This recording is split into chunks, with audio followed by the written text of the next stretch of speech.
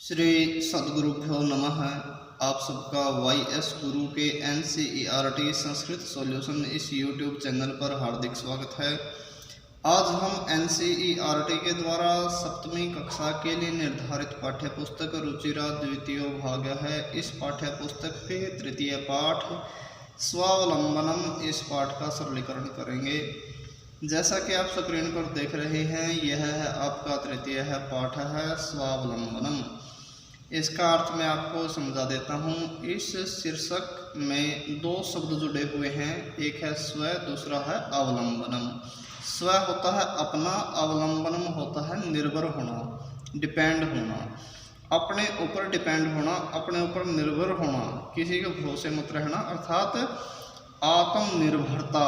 इसका सही अर्थ हुआ आत्मनिर्भरता। अब यहाँ पर एक छोटे से शब्द लिखे हुए हैं, संख्यावाची शब्दः तत् एतत् शब्दौ च। यह इस पाठ का संकेत है कि इस पाठ में आपको विशेष रूप से क्या जानकारी मिलेगी। एक तो मिलेगी आपको संख्यावाचक शब्द सीखने को, दूसरा तद और एतद, ये जो दो शब्द रूप हैं इनकी जानकारी आपको इस पाठ में मिलेगी। तो जैसा कि आप जानते हैं, हम हर एक पाठ के एक एक वर्ड मीनिंग आपको समझाते हैं। तो जैसा कि आप स्क्रीन पर इस पाठ के प्रथम पंक्ति को देख रहे हैं, कृष्णमूर्ति ही श्रीकंठश्च मित्रयास्ताम, इसी तरह से निरंतर एक एक वर्ड मीनिंग को आइए समझेंगे। तो यहाँ पर यह है हमारा तृतीय पाठ है स्वावलंबनम। इसके वर्ड मीनिंग देखिए पूरे पाठ के। सबसे पहले कृष्णमूर्ति ही अर्थात कृष्णमूर्ति, श्रीकंठ है, श्रीकंठ च और मित्रे, दो मित्र आस्ताम थे। श्रीकंठ और कृष्णमूर्ति दो मित्र थे। श्रीकंठ से, श्रीकंठ का पिता अर्थात पिता, समृद्ध है, समृद्ध होता है अमीर, जिसको हम कह सकते हैं। श्रीकंठ का पिता समृद्ध था, अतः इसलिए तस्य उसके भवने घर में सर्वविधानी सभी प्रकार के सुख साधनानि, सुख के साधन आसन थे। इसलिए उसके घर में सभी प्रकार के सुख के साधन थे। किसके घर में? श्रीकंठ के घर में। तस्मिन् उसके विशाले, विशाल भवने, भवन में अर्थात घर में, चत्वारिंशत् होता है 40 अर्थात 40, स्तंभाः खंभे, जिसको पिलर कहते हैं, आसन थे। उसके विशाल भवन में, विशाल घर में 40 खंभे थे। तस्य उसके 18 प्रकोष्ठेषु 18 कमरों में, उसके 18 कमरों में 50 गवाक्षः 50 खिड़कियाँ, 50 होता है 50, 50 गवाक्षः खिड़कियाँ। चतुश्चत्वारिंशत्, यह होता है 44, 44, द्वाराणी दरवाजे, 37 36, 36, विद्युत बिजली के व्यजनानी पंखे च और आसन थे। अब क्या क्या थे? उसके 18 कमरों में 50 खिड़कियाँ, 44 दरवाजे और 36 बिजली के पंखे थे। तत्र वहाँ पर, कहाँ पर? श्रीकंठ के घर में। तत्र वहाँ पर 10 सेवका, नौकर, निरंतर कार्य कुर्वन्ति स्म, करते थे। वहाँ पर 10 नौकर लगातार निरंतर कार्य करते थे। यह नौकरों की संख्या बताई कितने? 10। परंतु कृष्णमूर्ति है, कृष्णमूर्ति के माता पिता च और, परंतु कृष्णमूर्ति के माता और पिता निर्धन कृषक दंपत्ति, कृषक होता है किसान, दंपत्ति कहते हैं पति पत्नी का जोड़ा, अर्थात जो माता पिता हैं उनको हम दंपत्ति कहते हैं यहाँ पर। परंतु कृष्णमूर्ति के माता और पिता निर्धन किसान दंपत्ति थे, वो खेती करने वाले थे। तस्य उसका गृहम घर, आडंबर कहते हैं दिखावे को, दिखावे से विहीनम रहित, साधारण च और, उसका घर दिखावे से रहित और साधारण आसीत था। उसका घर दिखावे से रहित और साधारण था। एक बार श्रीकंठ है, श्रीकंठ तेन सह, तेन उसके सह साथ, किसके साथ? कृष्णमूर्ति के साथ, प्रातः सुबह 9 बजे तस्य उसके गृहम घर को अगच्छत गया।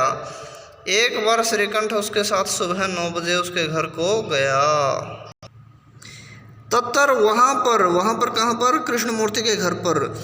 तत्र वहाँ पर कृष्णमूर्ति ही कृष्णमूर्ति ने तस्य उसके माता अर्थात माता पिता ने च और स्वशक्त्या अपने सामर्थ्य से श्रीकंठस्य श्रीकंठ का आतिथ्यम अतिथि सत्कार अकुर्वन् किया। वहाँ पर कृष्णमूर्ति ने और उसके माता पिता ने अपने सामर्थ्य के अनुसार श्रीकंठ का अतिथि सत्कार किया। एतत् यह दृष्टवा देखकर श्रीकंठ ने अकथयत कहा, यह देखकर श्रीकंठ ने कहा, मित्र, हे मित्र, अहम मैं भवताम आप सबके सत्कारेण सत्कार से, मैं आप सबके सत्कार से संतुष्ट अस्मि, संतुष्ट हूँ, संतुष्ट अस्मि हूँ। संतुष्ट किसको कहते हैं? प्रसन्न। वह उनके स्वागत से प्रसन्न हुआ। कौन? श्रीकंठ।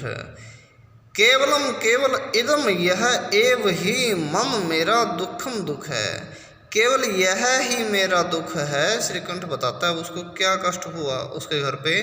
केवल यह ही मेरा दुख है, यत कि तब तुम्हारे गृहे घर पर एक अपि भी भृत्यः नौकर नहीं अस्ति है, कि मेरा एक ही दुख है कि तुम्हारे घर पर एक भी नौकर नहीं है। क्योंकि उसको नौकरों से काम करवाने की आदत पड़ी हुई थी श्रीकंठ को, और कृष्णमूर्ति ने वहाँ पर उन्होंने समय किया। कृष्णमूर्ति ने भी और उसके माता पिता ने भी, सभी ने मिलकर उसका स्वागत किया। मम मेरे सत्काराय सत्कार के लिए भवताम आपको बहुत कष्ट जातम हुआ, मेरे सत्कार के लिए आपको बहुत कष्ट हुआ। मम मेरे गृह घर पर तू तो वह बहुत कर्म करहा, काम करने वाले संति हैं, मेरे घर पर तो बहुत काम करने वाले हैं। कौन कहता है बात? श्रीकंठ। तदा तब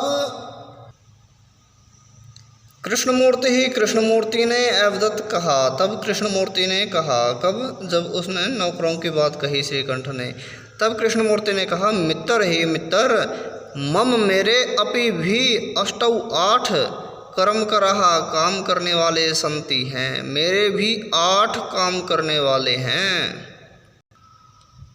ते वे च और द्वौ 2 पादौ पैर, द्वौ 2 हस्तौ हाथ, द्वे 2 नेत्रे आँखें, द्वे 2 श्रोत्रे कान।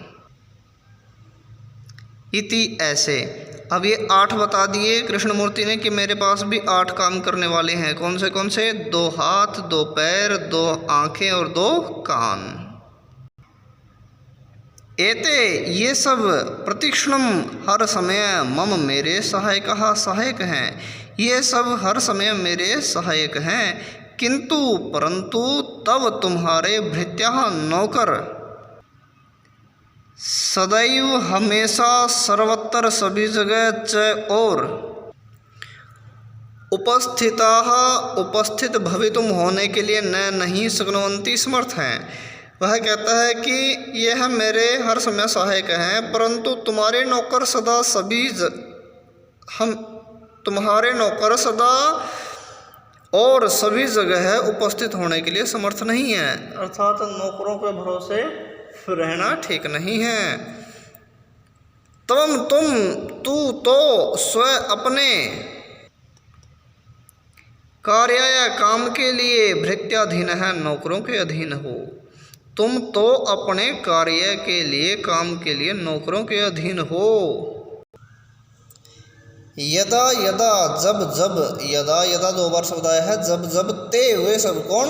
नौकर। ये बातें कृष्णमूर्ति कह रहा है श्रीकंठ को कि जब जब वे सब अर्थात नौकर अनुपस्थित होते हैं, अर्थात गैर हाजिर होते हैं, तदा तब तवम तुम कष्ट को या दुख को अनुभव करते हो। श्रीकंठ को क्या बात कही कृष्णमूर्ति ने कि जब जब वे सब नौकर अनुपस्थित होते हैं तब तब तुम कष्ट को अनुभव करते हो।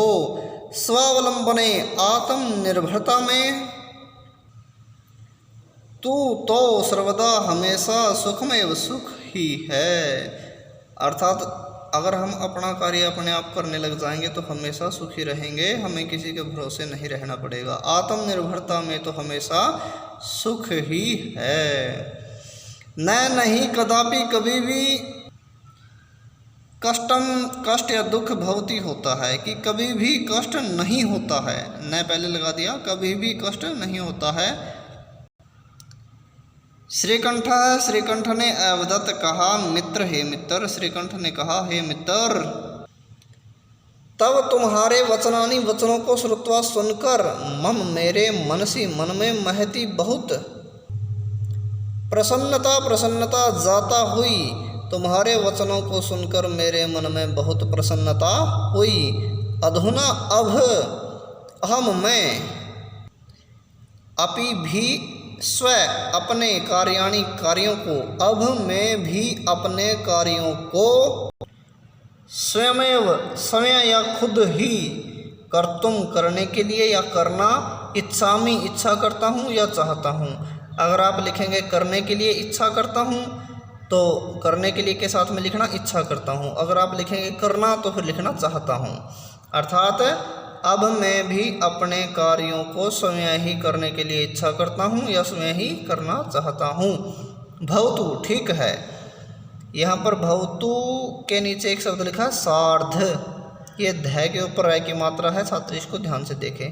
सार्ध द्वादश 12:30 वादनम बजे हैं। इदम अब 12:30 बजे हैं। और इदम शब्द का सही अर्थ यह होता है। ये मैंने लिख दिया यह, लेकिन यहाँ पर उनकी वार्तालाप के भावानुसार अब भी हम कह सकते हैं कि अब 12 बजे हैं।